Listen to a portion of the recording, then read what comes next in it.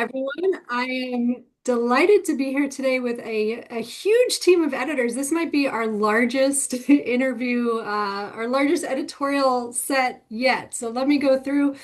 We have Gail Schwartz, Marco Etheridge, Erin Needham, Wood Reed, and Christine McCullums of Hotch Potch Literature and Art. Thank you all so much for coming out today. This is great. I guess the thing to do, why don't I'll say your name and you can just state briefly what you do at the magazine, what your role is there. And then we'll talk about the history of the magazine, whoever wants to kind of jump in on that front. So Gail, why don't we start with you? Sure. Gail Marlene Schwartz. I'm in Ottawa, Ontario, and I'm a contributing editor. Great. And Marco. Marco Etheridge. I live in Vienna, Austria, and I'm also a contributing editor. And I do a little of the project management stuff on the side as well, Mhm. scheduling and social media and promotional video and that Oh, sort of great. stuff. Okay. Erin? Yeah, I'm Aaron Need. I'm also in Ottawa and the art editor. So I help find the artists and with Wood Reed do the layout. Okay, great. And you have awesome hair. It's so fun. Okay. Had to say it. Wood? My name's Wood Reed, and I live in Los Angeles, and I am a contributing editor also, and I work with Aaron on and off as he is mostly designing the journal, and I'm there as his backup. Okay, great. And Christine? Yeah, so I'm Christine McCullums. I'm also in LA and I'm also a contributing editor. Great. So you're all over the world. That's really interesting. I don't know whoever wants to jump in to talk about the genesis of the magazine, when it was started, why it was started. And I should also say for anyone tuning in, any questions you have, just go ahead and type them into the chat and I will work them into the conversation. So if anyone wants to take the reins in terms of how the magazine came about. Yeah, I can jump in. So, I actually had the idea after my very first publication. My very first was a piece of creative nonfiction that was accepted for an anthology, and I was so excited. And I'm like, oh, this is my lifelong dream. I'm getting published, and um, part of the deal was we got a couple of complimentary copies, and I remember those came in the mail. And I remember, I had my little package and I like ripped it open and I'm holding the book and it was really thrilling. And I kind of looked around and my partner was there and she gave me a hug and that was it. Hmm. And I'm like, really? Like that's it? Like, and I had a writing community. I had people who I was engaged with in the writing process, but I found the whole publication thing kind of lonely. And I Mhm. thought, I want a publishing community. I don't want just a writing community. So that was the first idea. Um, and then I also had in that, that was a wonderful thing. And then there were many years when I didn't have a lot of publications and I was thinking it would be great to have a regular ongoing place where my stories appeared. And I had a good friend who was a playwright, and it's very hard to get a full production of a play up, especially in New York City. And he came together with 12 of his colleagues, and they created an organization called 13P. And what that organization was it had a 13-year structure. And what they did was they all worked together to produce each of their plays, one per year. Mhm. So it was just a way of them taking the reins in getting their work out into the world and not relying on just submitting to random companies. So kind of took that model. And I also I got my MFA from Goddard in interdisciplinary arts, and always been drawn to people of other mediums and other artistic practices. And Aaron and I were together at the time, and this was during COVID, which is when we did start. And I really wanted to have some sort of, collaboration with people who are visual artists. I didn't know what that Mhm. would look like. Um, and so we had a first meeting and we talked, and one of the things that kind of came up, and I think it was Aaron's idea, I don't even know at this point, but he's because we were saying, oh, it would be really nice if we had illustrations for the stories. And then Aaron said, well, what if we started with the images Mhm. and the writers wrote the images and the image was the beginning of the conversation. And that's kind of the collaborative structure that stuck for us. And we've really evolved into, I think of us as having three values: excellence of artistic practice, relationship and community, and focus. Mhm. And everything we do is kind of sprung from those three values. And over the last 5 years, we've grown in all three of those areas. And, we have a few assumptions that we run on. Bigger is not always better. We question all of our decisions to make sure that they're in keeping with our values. Growth for growth's sake is not what we're after. I think a lot of times lit mags kind of get caught up in that. And then also Hotch Potch has to work for us. It has to accommodate our needs. And we're artists. We Mhm. want to spend the most possible time making our work and also being in relationship with each other. Mhm. So that's kind of how we've evolved. And this year is really exciting because we're seeing all of these new kind of projects that are coming out of these values. Like Mhm. a couple of things that make us different. We invite writers to our editorial staff meeting. So for the first 10 minutes, Oh, writers can hop in and chat with us, and we do a little check-in, and that's usually our little social time. We've started doing write-ins, 1 hour write-ins. We just have a 5 minute mhm. check-in at the beginning. We all sit on Zoom, we write, and then we have a 5 minute check-in at the end. We started a monthly story club where we're reading one of the O. Henry collections and discussing a story every month. And we also have twice yearly launch parties where we do readings, and it's just an hour, but they're really a lot of fun. We have trivia, literary trivia, and we're just really deepening our relationships with one another. The Mhm. other thing that we started doing last year, we started nominating for a pushcart Best of the Net and Best Small Fiction. So Mhm. that's something else that we can offer writers. So. That all sounds great. I mean, I think that in part is why I started Lit Mag News as well, is like that feeling of you publish something and then it just kind of crickets, right? And it's like this is the moment you've been waiting for. This is a build-up. This is something you're so excited about. And then where's the readership? Where's the community? Where's the connection? It just kind of, if you're lucky, people respond, they find the story. But I think more often than not, it just kind of like floats in the ether, and there's not that connection that a lot of writers are craving.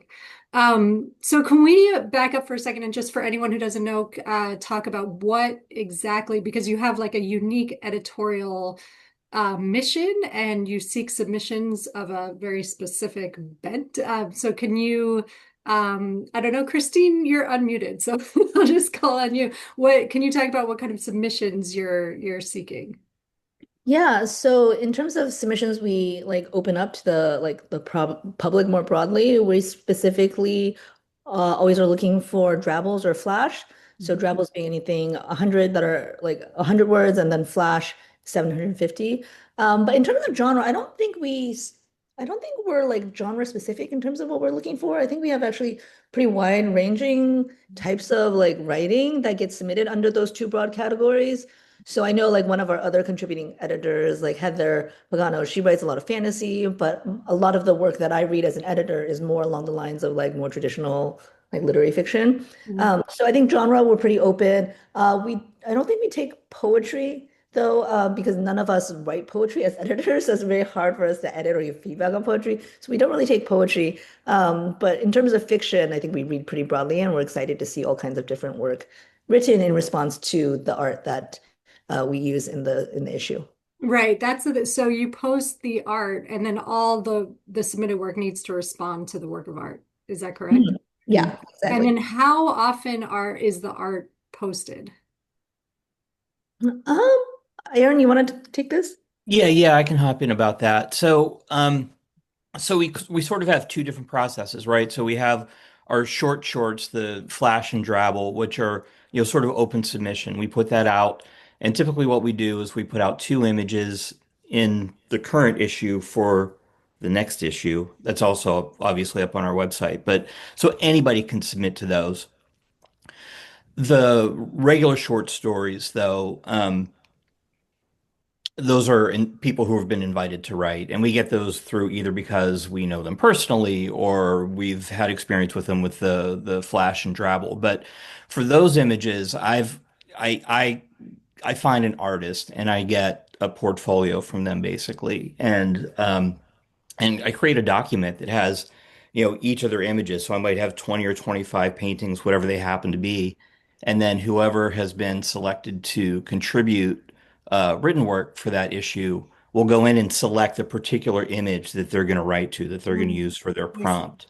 So we don't have duplication. Mhm. Okay. And now we're drabble. That's something that I've actually never heard before. Is that something that comes from you, or is that the technical word for very short? Okay. I was unaware of that. That's great. It's actually a 100 word story. 100. Okay. Right. And so for Claire, it should be exactly 100 words or 100 words or fewer. Yeah, 100 words or less. Okay. Okay. So that's so interesting. So what kind of like feedback have you gotten? Have you been hearing from writers like, oh my God, these prompts are so inspiring? And I imagine it would be really refreshing for writers if they're kind of stuck with longer works or they're feeling like they want to submit to a magazine, they don't have any ideas, and then just to be able to go to this resource and like, aha, here's some art. I'm just gonna write like a very short, I say just, even though I know it's not easy to write very short pieces, but have you heard from writers that this is there's like a boost in their energy from these prompts? The feedback that I've gotten from writers that I work with during the editorial process through the last, oh my goodness, are we like, this is like the eighth issue now. That's Mm. really hard for me to fathom. Gail said 5 years, and I was like, really? Um, has been when I get frequent comments, and I think they're just about universally positive. Mm.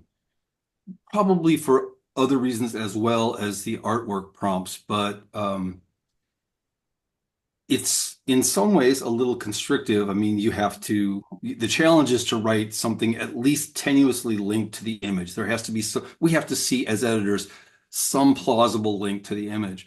But also it's liberating in the sense of there's your idea, and the images that we've been lucky enough to get from some really, really great guest artists are very evocative, I think. And I haven't, for my own writing for Hotch Potch, I haven't had any problem picking an image and really seeing a story in the image. Mm. So I think it's been pretty inspiring for most of our guest writers. Yeah.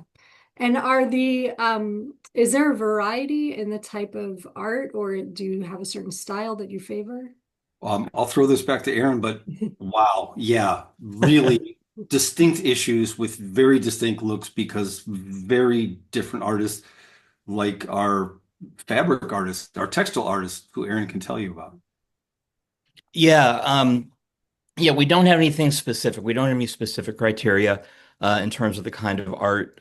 We're very aware that we want our issue to like look good. The aesthetic is like a really important thing. So, some things lend themselves better to that than others. But no, we've had, installation art, we've had fabric art, certainly a lot of traditional painting, a lot of photography. So it's not any particular thing. But as the art editor, like I'm definitely thinking about, what do I imagine would be evocative for a writer? And so a lot of times, like, clear, I mean, elements of like writing, right? Elements of fiction. So like, obvious inspirations for character or for setting and things like that are things that I look out for, as well as like the absolute quality of the art.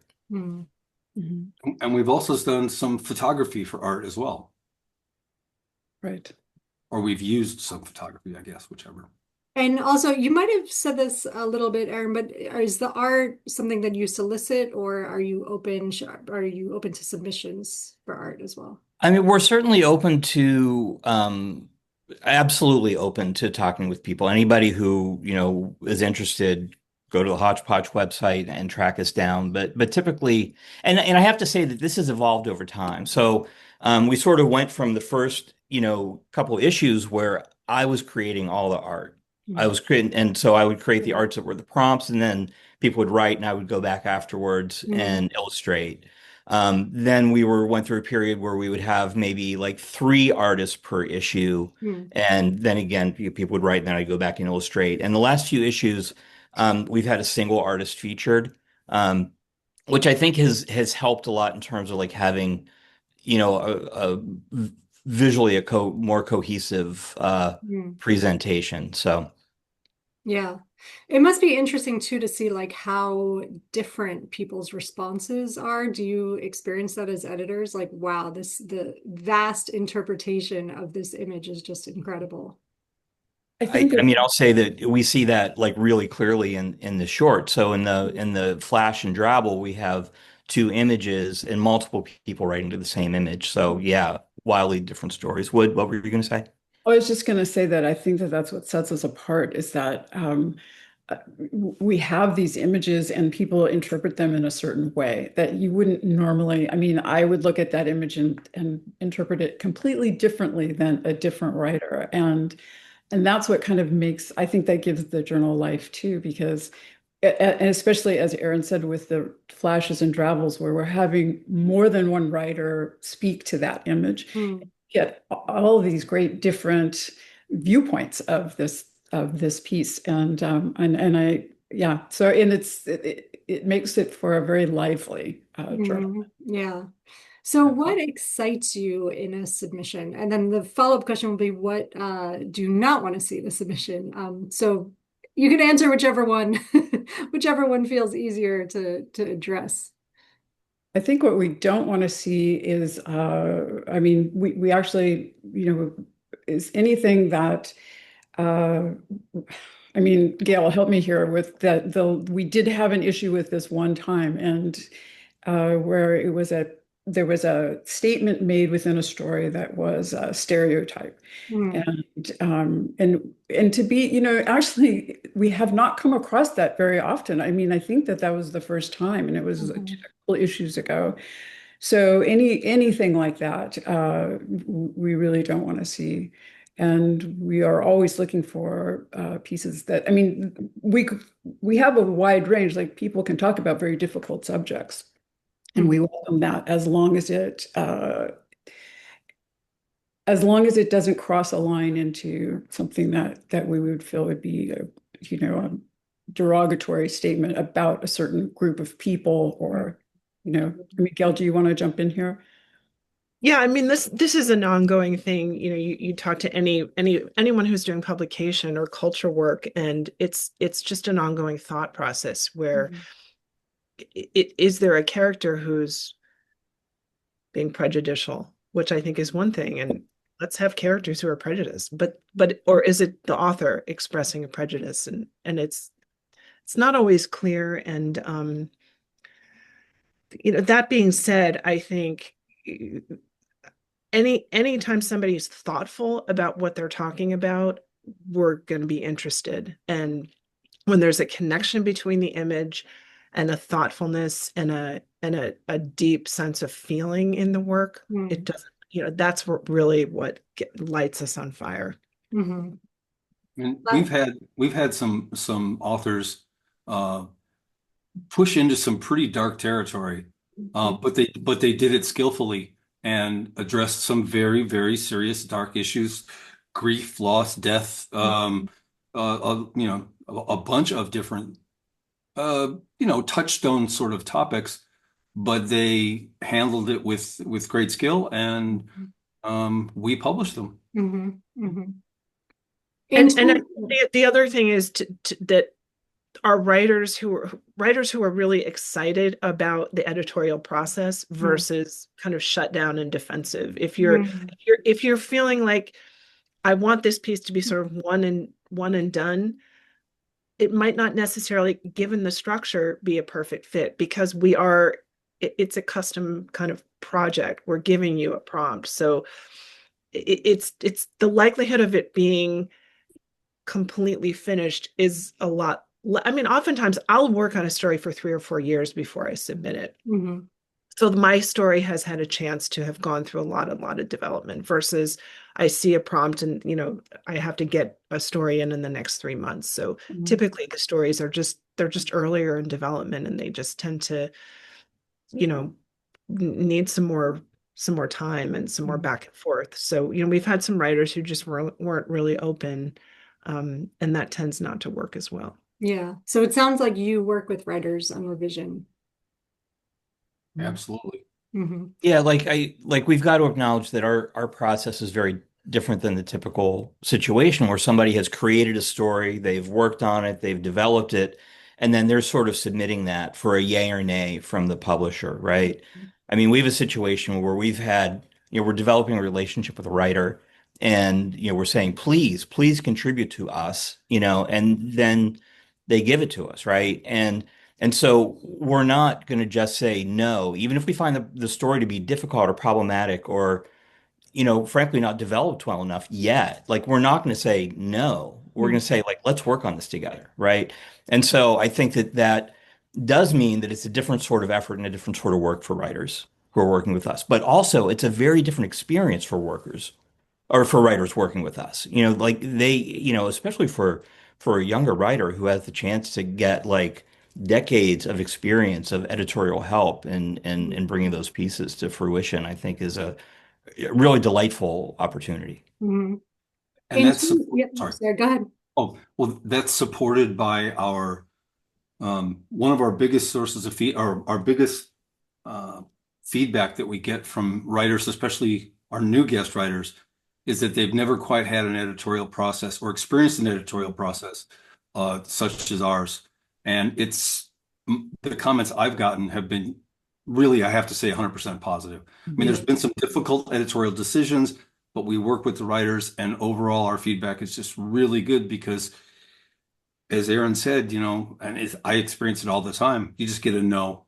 No, Mm-hmm. no thanks. Or Mm-hmm. you get a yes, and then suddenly your piece is published. And there's no real interaction, whereas we have a seriously in-depth interaction with our writers, Mm-hmm. and we work very closely with them so that their story can be the best possible story. That's the ultimate goal. That's our only goal, is Mm-hmm. that their story can be the best possible story version of their story that it can be. Yeah, that That's a sounds lot of work. great. Yeah, I mean, I think it's so validating for writers. I'm always surprised when I hear about writers who don't want to accept editorial feedback. I understand you're very protective of a story, and to be fair, sometimes editorial feedback isn't always in keeping with what the writers want. But I think in general, I mean, it's such a helpful guide, and it's so validating to the writer to get that kind of attention and that hands-on feedback. Something that I'm pretty much obsessed with growth in general, but but something that I've been really excited about is professional development for us Mm, and expansion of our understanding of how to edit better and how to be a better coach and partner, with our writers. And we did this really wonderful workshop with Chris Tebbets, who is an author and a coach, and he did some great stuff with us around articulating our editorial practices and mm, inquiry as a method of feedback and just all kinds of things that we mm, hadn't thought about. And then we did another process just most recently where four of us got together and we edited it for ourselves, not with the writer, but we edited the same story and we read each other's feedback and talked about it. So wow. so we're and then the third thing that we do is I send out an editorial survey to writers who have gone through the process to get their feedback Mm, on how they experienced and we get information that way. So we're kind of constantly honing and refining and growing how we do what we do so it's serving the writers and their process better. That's so interesting. Can you actually say a little bit more about that inquiry as a type of feedback? I think that's really interesting. Yeah, Chris he's one of my closest artistic friends and he's a wonderful teacher and he was talking about the difference of when you're reading something, if I read something and I either don't like it or I have a question about it or I feel a distance from the text, I could say that or I could ask the writer a question. Hmm. And his comment was oftentimes, not always, but oftentimes, if I ask the writer a question, um, it's a deeper kind of moment it provokes a deeper response in the writer than just saying what my thought is. So, because like if I say, well, that's confusing, then maybe what the writer's going to do is to focus on fixing it so it's clearer. But maybe if my question is, what was your intention for this line? Mm. That's going to cause the writer to reflect more deeply on literally what they were trying to do and whether that actually was successful, which might have a very different kind of revision Hmm. than if I had just said, this is confusing. Right, right. So it's just a really, and that has prompted me to do a lot more of, instead of saying what I think the problem is, Mm. to communicate what my reader brain is Yeah. experiencing, which again is just a really different way of communicating and to just give the writer what they need so that they can make the decision. Hmm. So it's very subtle and it's very nuanced, but I've noticed a difference in the types of revisions I'm getting That's when I'm so using interesting. post-production. Yeah, Yeah. it seems like it's kind of giving the writer the benefit of the doubt, and it's inverting the power dynamic a little bit too. Like the reader, or in this case, the editor, is not this authority that knows what's best for the work. And I imagine that would be really useful in your own writing practice too. So you're not so hard on your, like, this is confusing. I'm terrible. I need to strike out this whole paragraph, but rather like, what was I thinking here? Can I dig in deeper? What is my intention? I really like that. I think that too, the thing that we begin each one of these editorial processes by introducing ourselves to the writer that we're editing, and we Wow. ask them, would you like to have a Zoom meeting or would you like to talk on the phone before we start? And typically I'll read their story twice before I meet with them, so I really know what I'm talking about. And that creates a relationship too, because you've talked to this writer and they begins this sort of a bit of trust because Hmm. they have had a chance to Hmm. talk that with me. And, I think we all do that. So Yeah. as editors, And which I I see there's a question here. I just want to do one follow-up and ask, are there pieces, how do you handle pieces that don't need revision? I mean, this sounds amazing. This sounds like a dream kind of dynamic for any writer, but is a writer, it almost feels like a writer's missing out. In a way, if their work is like perfect and ready for publication, they're missing this potential relationship, or do you try to cultivate that relationship with all your We do it with every piece. I don't think there's been a single piece in in all 7 issues that hasn't gone through the exact same process. Granted, certainly there are pieces that maybe need a little more guidance or some more suggestions than others, for Mhm. sure. But we go through the exact same process with every piece. It's assigned to an editor as the stories come in, and that editor, unless there's a problem, which we have another dynamic for, that editor shepherds that story through the first draft process, and and then puts all the suggestions back to the writer, and they work through all the suggestions and questions and grammar check and all that stuff. And when the writer and the editor agree that that piece is ready to move on, then that piece is set into the next step of the process, which is an Hotch Potch eyes only on the piece to look just to give it that final proof, check the content, make sure it matches our aesthetic and what we're trying to do, and that the story's really ready to go. And then it moves on to the layout process. But I think every story we've ever done has, even amongst ourselves, our own stories. If I write something for Hotch Potch, it goes through the same exact process with another editor. Mhm. Nobody gets to step outside of it. And yeah, I've edited a couple of drabbles that really were basically perfect. Mhm. Uh, I think maybe like, one word or something, and it was just a suggestion. But other than that, they still go through the same process. And they Mhm. still meet the editor. There's still that interaction dynamic that we try to do with everybody. So, what then are some common reasons for rejection, and what will distinguish a piece that's being rejected from one that's workable?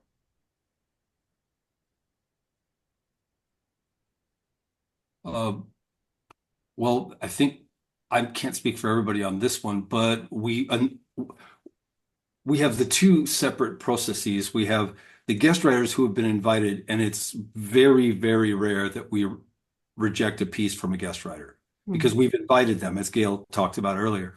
With the drabbles and flashes, those are open submissions. So we do an initial reading with two separate editors read the same piece, and we need two yeses. If we get a yes and a maybe, it goes to a third editor. If we get two flat no's, we trust each other. That's a no. Mhm. With drabbles, it's 100 words. There needs to be a story somewhere in 100 words, which is a lot tougher to do than it sounds, I think, for a lot of writers to, condense a whole story in 100 words. And the same with the Flash. And Pam, who's not with us, is, our like dynamo for like, is there a conflict? Is the conflict resolved? Is there a back conflict? Is there a story? And if someone can show a coherent story in 100 words or 750 words that matches the image, or at least draws something from that image, that's probably going to be an acceptance. And it's also probably going to be a ticket to be invited to be a guest writer in the next issue. So Can you say more about what you're not looking for in submissions in an aesthetic? Like yes, I know bigotry, no stereotypes, stuff like that. But in terms of aesthetic, in terms of, it sounds like you're looking for character and some kind of narrative arc and a story that's just purely kind of imagistic, maybe isn't right, or experimental isn't right, or maybe no. We've actually, I see head shaking. yeah, Gail, come on, Gail. yeah, we've had it was funny. We had my friend Genevieve Winiarowski submitted essentially a prose poem, and we loved it. So we said yes. And also our Italian art, Barbara, Oh some yeah, very, that's right. very lovely, Very lovely experimental. Yeah. experimental prose poem in 100 words. Then Yeah. they were both two of her pieces, right? Yeah, yeah, too. They're both beautiful. And Hannah Floyd as Yeah, well. which Second was a drama. which was a Just monograph or something. I don't know what she you would did it call it. like it was like a Morse code message or Yeah, something. yeah. Very, very different. But yeah, it's so hard to put words on it. When the use of language is so precise and there's an emotional resonance, there's again the connection to the image. It's yeah, it's hard to kind of put sweeping rules or generalizations on No, this is always the hard part for editors because you don't want to rule anything out, right? Is there yeah. is there a certain kind of response to the art that you're not looking for?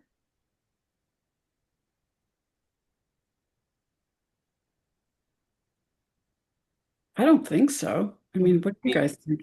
besides like blatant erotica, which I mean I'm cool with, but that's not what we do. Right. Um, I we've had some pretty interesting responses Uh-huh. to the art. I mean, that's one of the really, really fun things when we get to launch. We get through all the hard work and we work with the writers and we get to the launch. And then after the launch, we get to hear what the artist says Hmm. about the stories that his or her art inspired. And that's always really fun for me because invariably they come up with I never thought anything like that about this Yeah. image. When I created it, I had no thought about that. And here's like five, six different viewpoints or completely different takes on the art. And they've really enjoyed that, I think. Yeah. David Mellon just went on about it. He was enthralled with that.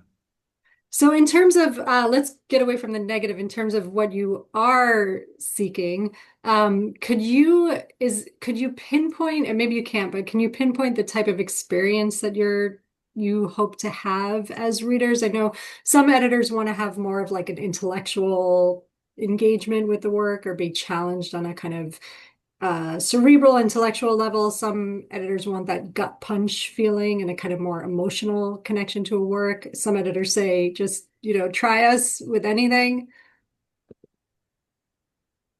Christine, I'd love to hear from you on that. I mean, I think we're more inclined towards the try us with anything because I really feel like in all the things I've read as an editor and all the issues that I've sort of perused, I don't think there's like one aesthetic or one theme. I think some of the, like, I edited a piece by Thomas Keith, last issue, that I think was like a modern rewriting of like an ancient Greek myth, which I think was like very cerebral and very like brilliant intellectually. But then I've read plenty of other pieces that are more like snippets of life, Mm, and that are just very like emotionally evocative and that are very mhm, like relatable just as a human being going through like existence. So I feel like yeah, we cover both the emotional and the more like cerebral, and I don't think there's a single like mood or mhm, vibe that we're looking for mhm, necessarily.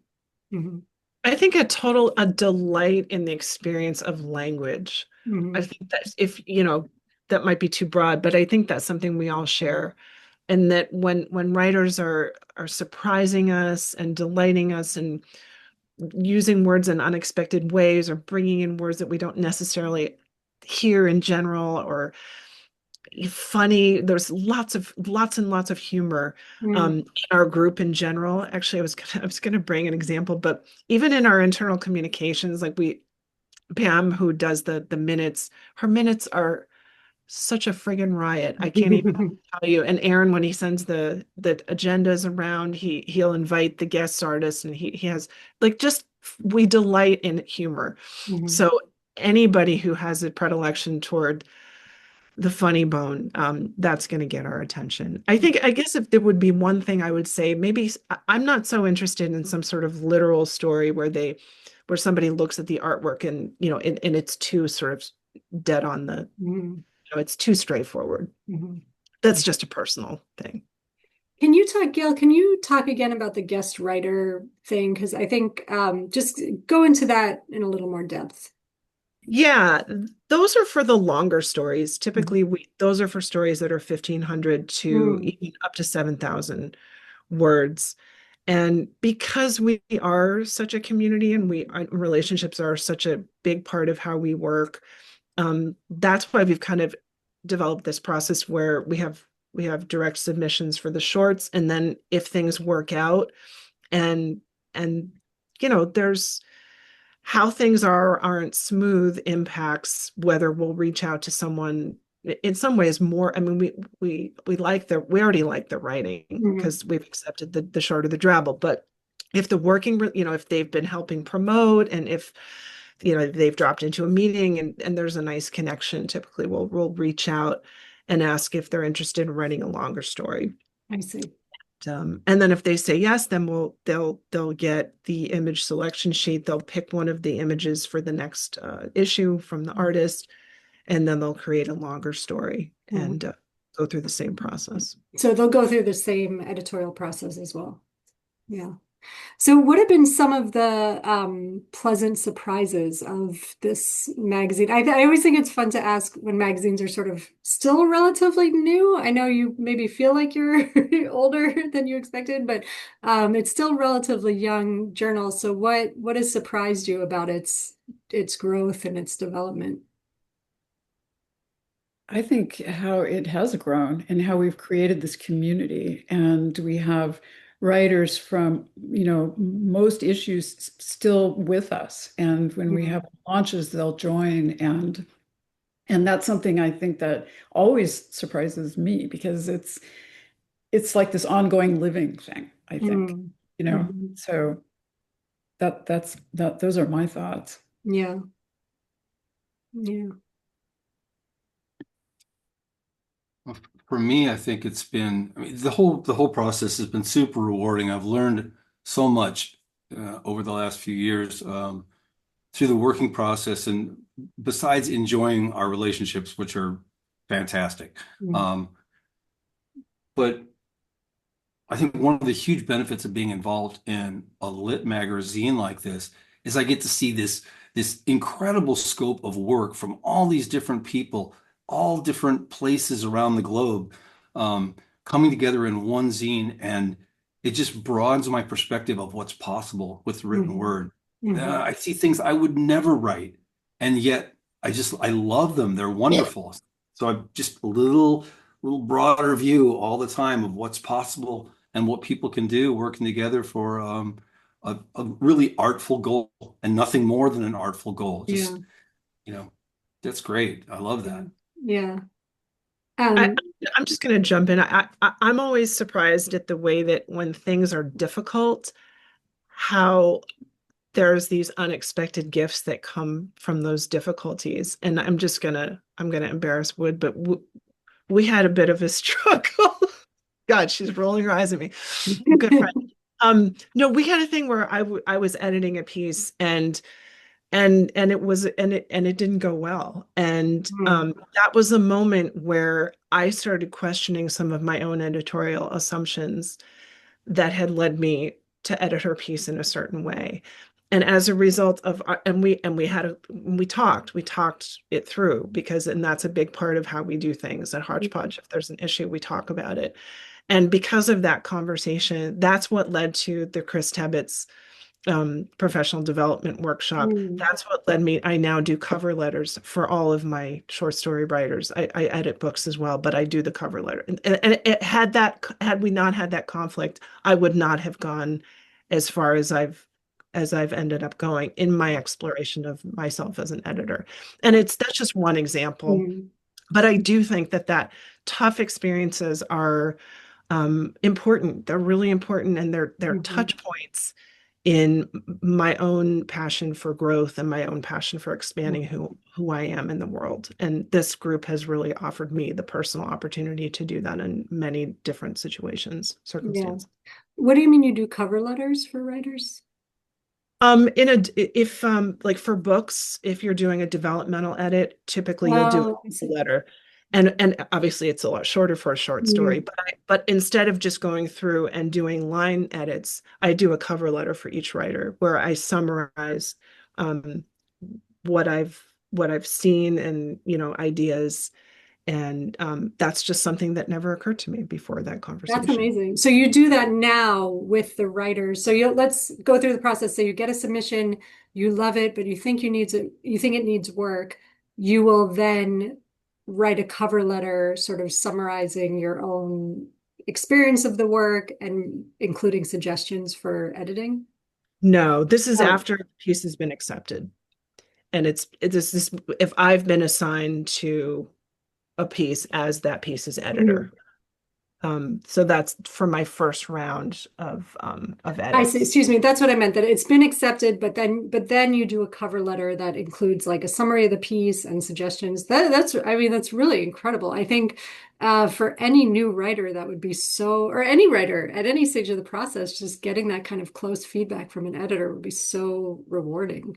Yeah, and it's again not ever. I mean, I'm a little OCD, so this is part of like, but it helps me understand the piece better. And then my friend Pam started doing this um you know, when she does a full summary, and that's not something that I was doing before. So then I Mhm. started incorporating that, and we're always learning from each other. Yeah, Always learning from each other. yeah. There's a question here about submission windows. So it says on the website you were open between May and June. What are your typical open submission windows? We we'll go to an Yeah, open I submission can address window. that. Yeah, I was just going to say like that's slightly out of date. Mm, Our next issue is going to drop on the 18th, and with that will come a new window for submission. hmm So look for information of that in the new issue, and also our website will be updated very, very shortly. hmm But Is there? our typical we publish twice a year, Mhm. and so we publish in October and in May. So typically we'll open like I guess November, December, January, Well, February. no, basically the submission window opens when the issue drops. The submission form is out there. So the submissions for this period will be October 18th until 3 months later, which is January 18th. Okay.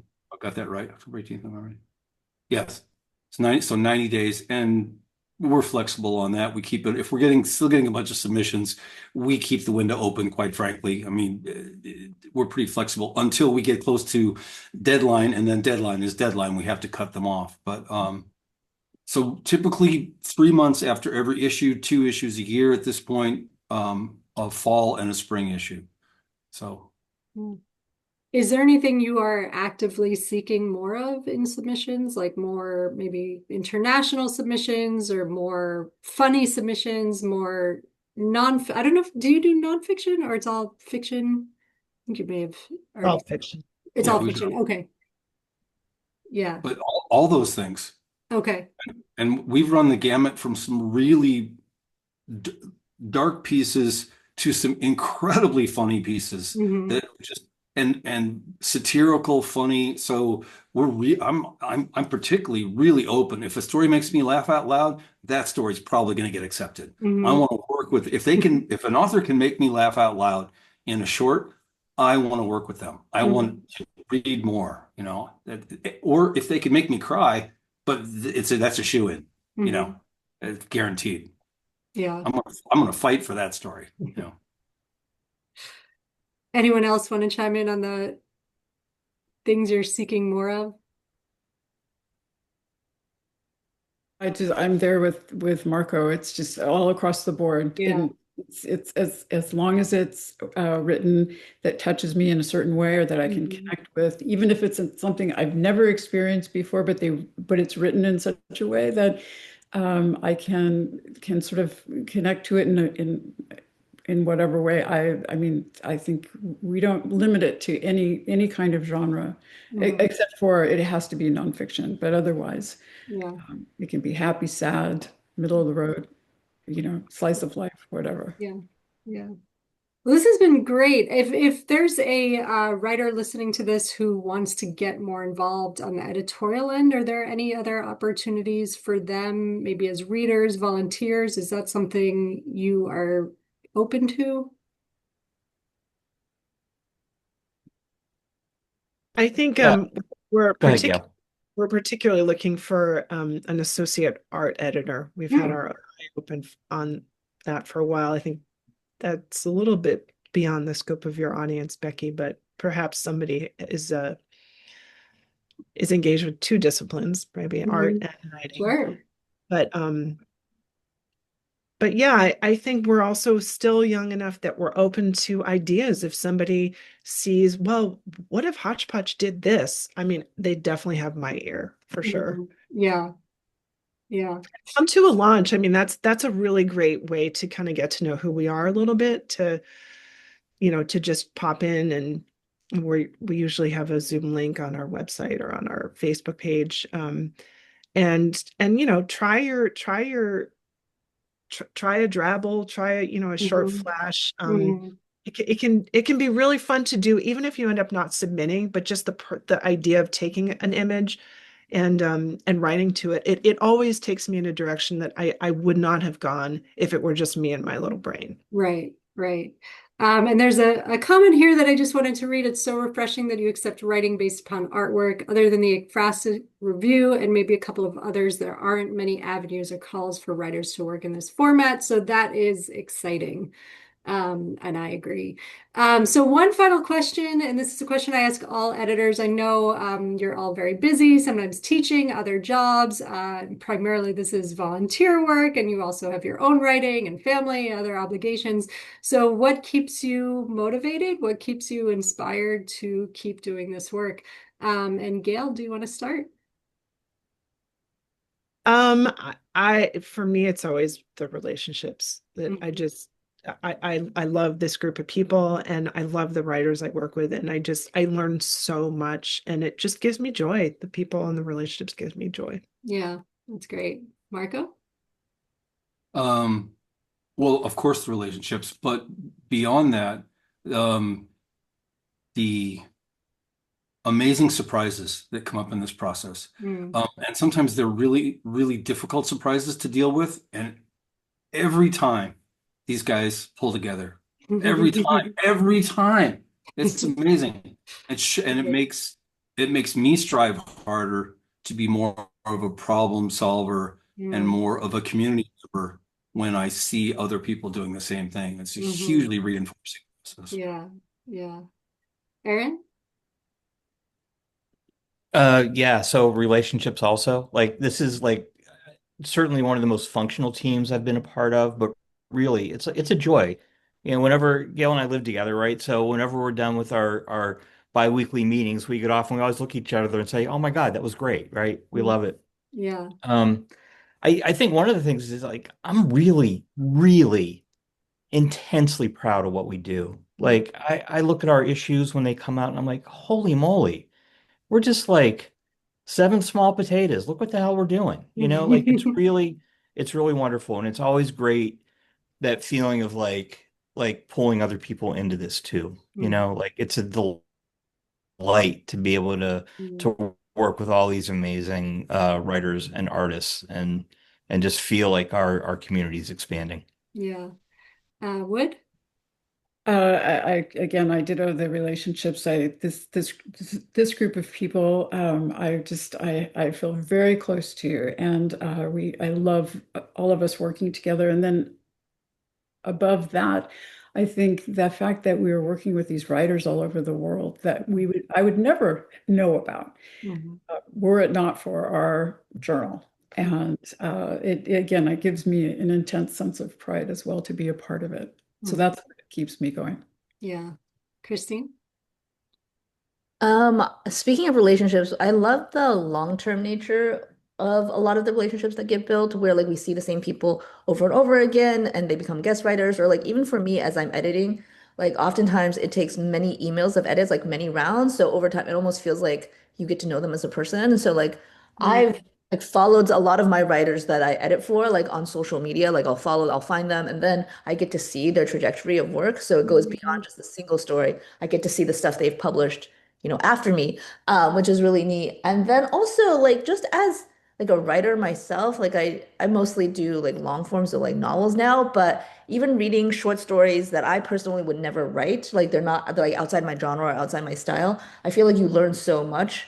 Like even if I read something that I personally don't resonate with, like as a writer, I'm like, oh, why am I not resonating with it? It's probably because A, B, and C, and I feel like you learn so much Mhm. own writing, even Mhm. as you're reading stuff that you wouldn't necessarily love. Because Yeah. then you're like, okay, I feel like I can refine what it is that I'm looking for in my own work if I figure out like what's not speaking to me, Mhm. like on an editorial basis. So Mhm. I feel like you learn so much and you grow so much as a writer too in the process. Mhm. Yeah. Well, this is great. Thank you all so much for taking the time today. This was really fun. Thank you, Becky. It's been great. I've been hoping to like connect with you, and it's nice to have this format to talk about what we've been doing. We made it happen. All right, everyone. Thank you for coming out today. We'll see you soon.